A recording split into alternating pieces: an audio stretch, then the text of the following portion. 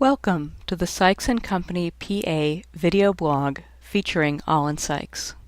It sounded to me like there's a lot of fancy stuff with numbers that I, as an owner, would not have to do, and then my job is to hop on the phone with you and go through that, and you're going to help me understand it, understand what might need to be tweaked and changed. Correct. And doing that in an overview fashion so that you can kind of get the big macro picture of what's taking place in the pharmacy, whether there are issues, whether things are not happening as they need to be on an ongoing arrangement, i.e. monthly or daily and weekly.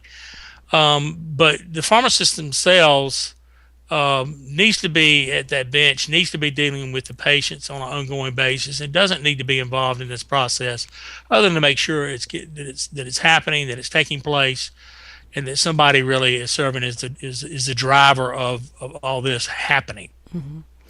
And now, in the question of how much time should my accounting take, are there things that happen on a yearly or semi-yearly basis that are going to take a lot of my time accounting-wise? Well, as we go along during the course of the year, we typically like to do inventories, let's say in the late summer, early fall, so we can go ahead and adjust the inventory and cost of goods sold to actual. That would be for pharmacies that don't have perpetual inventory systems in place and or do cycle counts in their script management systems.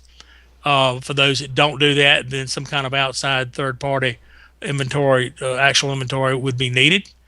And once that actual inventory has been received and those adjustments made, then we are fine-tuning the gross profit margins, which is the single most important number on the profit and loss schedule for that pharmacy.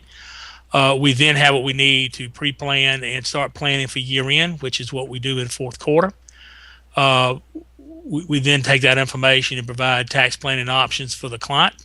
What's a worst case scenario? If I ignored everything, didn't do daily, didn't have a system, how much time can this suck out of a pharmacist's schedule, and how much can it drain on their attention if they're scrambling each month or less often than that? Well, unfortunately, we get those kinds of calls almost daily from pharmacies across the country, where their lives have been sapped completely because they have been worried about not having the information in place, not knowing where they stand, and saying to themselves, this cannot happen again. I've let this happen before previously, and here I have let it happen again, and I don't want it to happen another time. I'm thinking of a case just happened within the last week where we received a call from a spouse that was been taking care of the pharmacist's books.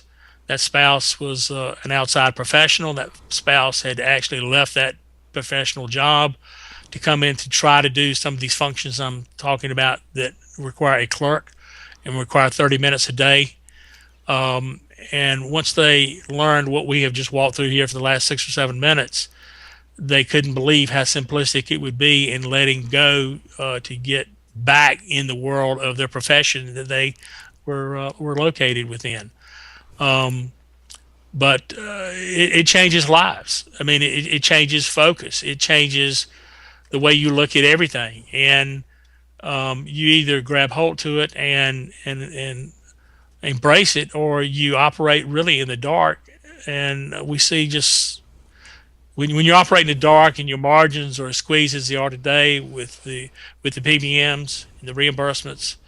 As they are, and with the rapid prices of both generic and brand drugs in the last year and a half, 2 years, you best be on top of these numbers and know where you are. Otherwise, you'll lose you'll lose the opportunity to operate a pharmacy very quickly. Thank you for joining us today. If you want more information or have any questions, please feel free to contact Olin directly.